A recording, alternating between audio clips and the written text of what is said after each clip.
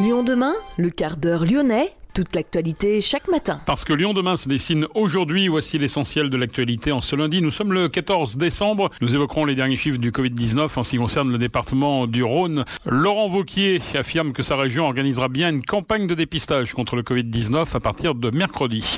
De leur côté, Bruno Bernard, Grégory Doucet et Cédric Van Stevendel viennent d'écrire au Premier ministre Jean Castex pour demander au chef du gouvernement de revenir sur sa décision de ne pas ouvrir les lieux culturels en cette fin d'année. La manifestation contre la loi sécurité globale, samedi, 7 personnes ont été interpellées. À Rieux-la-Pape, encore des voitures brûlées en plein centre-ville, c'était samedi soir. Une idée pour s'occuper pendant ces vacances de Noël un peu particulières, la plateforme vidéo Lyon Play. Dans ce quart d'heure lyonnais, nous recevrons son inventeur Marc Béchet. Et puis à la fin de cette édition, les résultats sportifs et notamment la victoire de l'OL hier au Parc des Princes. Lyon demain, le quart d'heure lyonnais, toute l'actualité chaque matin. Gérald de Bouchon. Bonjour à tous et bienvenue dans ce quart d'heure lyonnais. Ce week-end dans le Rhône, le nombre d'hospitalisations a diminué, passant de 1156 à 1143, soit 13 de moins. Le nombre de patients en réanimation est également en légère baisse à 144. Le nombre de décès a lui progressé avec 26 nouveaux morts en 48 heures, soit un total de 1687, auxquels s'ajoutent également les 804 décès de résidents survenus dans les établissements médico-sociaux du département. Ce sont les chiffres depuis le 1er mars. En France, 11 533 nouveaux cas de coronavirus ont été enregistrés ces dernières 24 heures, soit 2414 de moins que la veille. 150 décès supplémentaires ont été recensés dans les hôpitaux ces dernières 24 heures contre 199 la veille. Laurent Wauquiez ignore les recommandations du ministre de la Santé, Olivier Véran. Le ministre avait déconseillé les tests massifs avant Noël afin de préserver les gestes barrières. Mais le président d'Auvergne-Rhône-Alpes martèle que sa région organisera bien une grande campagne de dépistage contre le Covid-19 du 16 au 23 décembre, donc à compter de mercredi. Je me fie au bon sens et à ce que préconisent les médecins de notre territoire, a lancé Laurent Wauquiez hier à Villefranche pour promouvoir son initiative. Pour le seul département du Rhône, 87 centres de dépistage temporaires, salles municipales ou bus itinérants par exemple, vont s'ajouter aux 32 centres labellisés déjà en service. 128 lycées et 12 CFA participeront aussi à l'opération. Dans chaque centre, il y aura au moins un professionnel de santé. 700 sont mobilisés sur cette opération menée en lien avec l'ARS et l'assurance maladie. Ce grand dépistage de la région est gratuit et ne nécessite pas d'ordonnance. Pour trouver le centre le plus proche de chez soi, il suffit d'aller sur le site de la région et de rentrer son adresse. Lyon demain, un site internet, du son, de l'image, un média complet pour les Lyonnais qui font avancer la ville. Et pendant ce temps, les Santons font leur retour à l'hôtel de région où plusieurs crèches sont en cours d'installation. Une exposition mettant en avant les savoir-faire d'artisans santonniers, assure la région.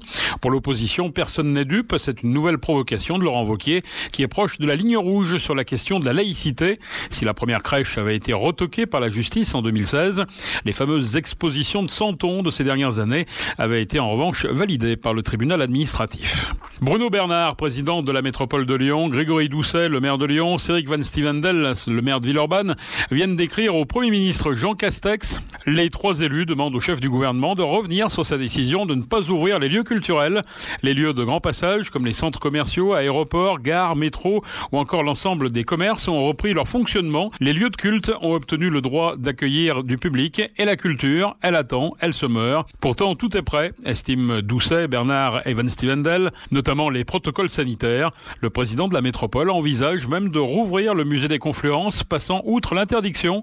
Il s'est entretenu à ce sujet avec Hélène Lafont-Couturier, la directrice du musée. L'idée serait d'ouvrir le musée des Confluences au début des vacances scolaires, donc le week-end prochain. L'ancien maire de Villeurbanne, Jean-Paul Brett, exprime sa colère à l'encontre du nouveau président de la métropole, Bruno Bernard. Une délibération sur la future OL Arena de Dessines figure à l'ordre du jour du conseil métropolitain ce lundi.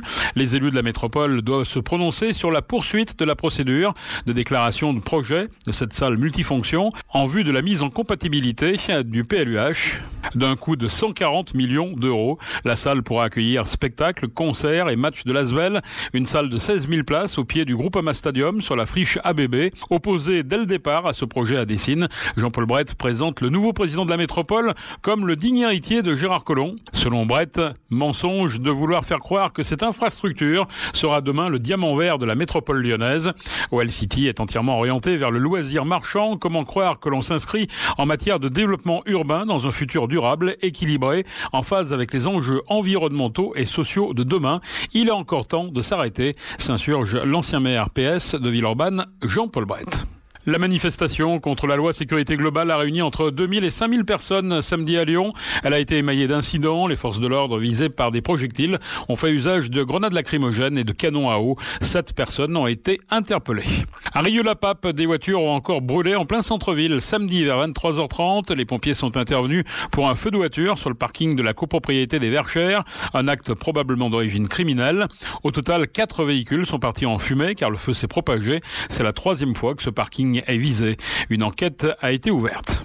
Lyon demain, créateur d'envie. Alors que débute demain le couvre-feu, alors que les remontées mécaniques seront sans doute fermées durant les vacances de Noël, nous vous proposons de voyager tout en restant à la maison grâce à Lyon Play, en quelque sorte un Netflix lyonnais qui vous permettra de vous évader. Dans quelques instants, nous recevons son inventeur, Marc Béchet. Contre la Covid-19, mais aussi la grippe et les virus de l'hiver, il y a les gestes barrières. Lavons-nous les mains régulièrement. Toussons ou éternuons dans notre coude. Utilisons un mouchoir à usage unique.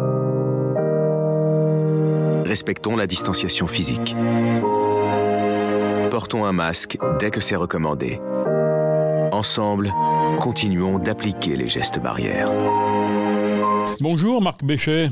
Oui, bonjour. Ancien directeur de Rhône-Alpes Tourisme, Auvergne-Rhône-Alpes Tourisme ensuite. Et puis vous êtes surtout l'instigateur désormais de Lyon Play, une plateforme télé en accès libre. Vous appelez ça, je crois, un SMAD. C'est quoi un SMAD? Alors en réalité, France Play, qui est à l'origine d'ailleurs de Lyon Play, est aujourd'hui référencé au CSA, qui appelle effectivement les services médias audiovisuels à la demande des SMAD. Services médias audiovisuels à la demande, ça veut dire que c'est des plateformes en réalité qui permettent au public de voir des programmes de télé, de voir des vidéos à la demande et pas sur un flux linéaire. Et vous êtes actuellement hébergé au H7. C'est en quelque sorte un petit peu un acteur de la French Tech?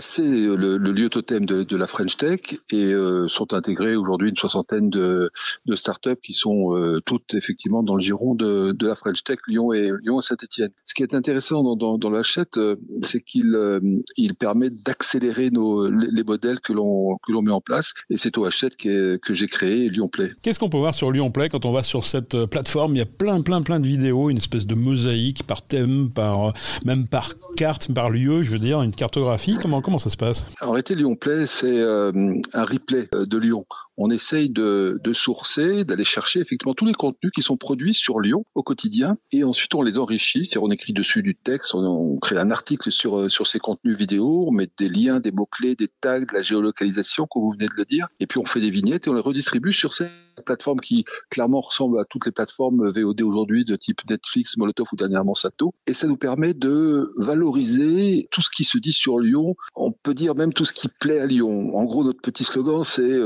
sur Lyon Play, c'est tout ce qui plaît à Lyon. Voilà, et puis ça donne un petit peu du sens, je trouve, à la région. On retrouve un petit peu des valeurs, on retrouve des lieux qu'on avait oubliés, des histoires, aussi bien, je voyais notamment un documentaire sur l'histoire du Rhône, par exemple, ça c'est passionnant. Ce qui est intéressant sur ce type de nouveaux médias, c'est qu'on prend le contre-pied des réseaux sociaux où une information chasse l'autre, où une information est souvent altérée par de la pub, par des fake news, des contenus dégradants. Là, on est dans notre environnement et on peut effectivement aller chercher des contenus qui ont complètement disparu, des programmes, des documentaires, des magazines de télé qui ont complètement disparu, qu'on ne voit plus, qu'on ne sait pas où aller trouver et qu'on peut désormais trouver par un simple moteur de recherche ou dans notre grille de programme sur Lyon Play. On a beaucoup de contenus de l'INA qui viennent effectivement enrichir notre ligne éditoriale. On a des contenus d'Arte notamment, et je pense par exemple au dernier concert des Nuits Sonores, ceux de 2019, puisque 2020 n'ont pas eu lieu. Eh bien, on a quasiment tous les concerts de des nuits sonores disponibles sur Lyon Play. Comment s'effectue la recherche, mais surtout la sélection? Parce qu'il y a plein de choses qui circulent quand même sur Internet et qui concernent Lyon. Comment vous faites votre sélection? Notre sélection est à la fois automatique et manuelle. Automatique parce qu'on a mis effectivement des alertes sur tous les moteurs de recherche qui sourcent et nous alertent sur la présence de nouvelles vidéos sur Lyon. Quel que soit d'ailleurs le système mis en place ou la plateforme de type YouTube, Dailymotion, Vimeo, Arte, Facebook par exemple. Et ensuite, on les intègre sur la plateforme via ce qu'on appelle le code d'intégration, le fameux code embed. D'ailleurs, on ne copie pas, on fait simplement que partager, mais ça s'affiche sur notre plateforme. Et ensuite, on écrit des textes dessus pour justement valoriser, enrichir ces contenus. Donc, on a à la fois un principe un peu automatique, un moteur de recherche qui va nous alerter sur les contenus sur Lyon. Et puis derrière, on les nourrit, mais là, pour le coup, de manière journalistique. Un peu comme un journaliste fait du desk avec des dépêches AFP. Les Lyonnais vont être privés de montagne pendant ces vacances de Noël. Est-ce qu'on peut s'évader via Lyon Play, et notamment du côté de la montagne? Alors, on a bien sûr une rubrique montagne, on a une rubrique Mont Blanc. On essaye de valoriser ce qu'on appelle aujourd'hui le tourisme de proximité, qui est un peu la nouvelle tendance post-Covid du tourisme, notamment en Auvergne-Rhône-Alpes. On a effectivement à 1h de Lyon, à la fois des paysages, des destinations touristiques de premier plan, et puis la montagne qui est à proximité. Elle est encore accessible pendant ces vacances de Noël. Il n'y aura pas de ski, vous le savez, et on sait depuis aujourd'hui que les remontées mécaniques réouvriront le 7 janvier, mais pendant ces vacances de Noël, on peut faire de la raquette, on peut faire du ski de fond, on peut faire de la randonnée, et on peut surtout aller respirer le bon air. Et là, c'est votre ancienne casquette qui revient, on le sent très bien, Marc. Un petit peu. Quel est le modèle économique? Parce que pour sélectionner ces vidéos, les mettre en ligne, tout ça, ça demande évidemment beaucoup de travail, et je crois que vous êtes une TPE, vous n'êtes pas non plus Netflix. Non, mais notre modèle est relativement agile et plutôt léger sur le plan budgétaire, ce qui nous permet d'éditer cette plateforme. Et ensuite, on propose à tous les partenaires économiques de Lyon d'être présents, à la fois les collectivités, bien sûr, la ville de Lyon, la métropole, mais également les grandes entités, notamment les entités culturelles, les musées, les parcs de loisirs. Et puis individuellement, on peut avoir des hôtels, des restaurants, des centres commerciaux qui peuvent être présents sous la forme de contenu sponsorisé, c'est-à-dire que leur propre film de présentation peut se retrouver rubriqué dans Lyon Play. C'est ce qu'on appelle clairement les contenus sponsorisés. Alors sur Lyon Play, il n'y a pas de pub et on y tient, mais il y a des contenus sponsorisés, c'est-à-dire que les téléspectateurs, s'ils souhaitent voir ces films-là qui sont proposés, ils y vont d'eux-mêmes, on ne leur impose pas. Et par contre, c'est identifié? C'est clairement identifié, effectivement, à chaque fois avec le nom de l'annonceur. Pour terminer, des directs également. On peut y retrouver notamment les grandes chaînes de télé, tout simplement. Et puis également des radios. Oui, c'est exactement ça. C'est-à-dire que de plus en plus de chaînes de télévision proposent des flux en direct, donc ils sont repris naturellement sur Lyon Play. On peut parler d'Euronews, de BFM, par exemple, ou encore de l'équipe TV. Mais on peut avoir aussi les replays d'événements. Par exemple, pour le 8 décembre, on avait un direct de France 3 sur la fresque de la solidarité avec les Lumignons. On l'a eu en direct pendant 1h30 et on peut le revoir encore maintenant en replay sur Lyon Play. Merci Marc Béchet. Puis on peut retrouver également le quart d'heure lyonnais de Lyon demain également sur Lyon Play. Tout ça pour vous dire qu'on trouve beaucoup de choses. Absolument. Merci Marc. À très bientôt. Johan. Lyon demain, à la maison, au bureau, dans le bus, en voiture, avec CarPlay ou Android Auto. Lyon demain, accessible partout, même dans les tunnels. Grâce à un but de Tino Cadver, l'Olympique lyonnais s'est imposé au Parc des Princes, une première depuis 2007. L'Olympique lyonnais bat le PSG 1-0 et est deuxième en tête de la Ligue 1 à égalité avec Lille. En première division féminine, avant le match retour des 16e de finale contre la Juve, les Lyonnaises se sont rassurées en atomisant ici les Moulineaux en championnat sur la marque de 9-0. En rugby, le Loup a réussi son entrée en Champions Cup, vainqueur de Gloucester sur la marque de 55-10 avec 8 essais à la clé. Et puis en basket, en Euroleague, l'Asvel s'incline lourdement à Munich, 76-62. C'est la 3e défaite consécutive de l'Asvel, la 9e en 12 journées. Et puis en Ligue féminine de basket, l'Asvel aura dû s'employer une mi-temps pour battre Nantes 79-61. C'est la fin de ce quart d'heure lyonnais. Merci de l'avoir suivi. On se retrouve demain, même heure, même antenne pour une nouvelle édition. En attendant, restez prudents.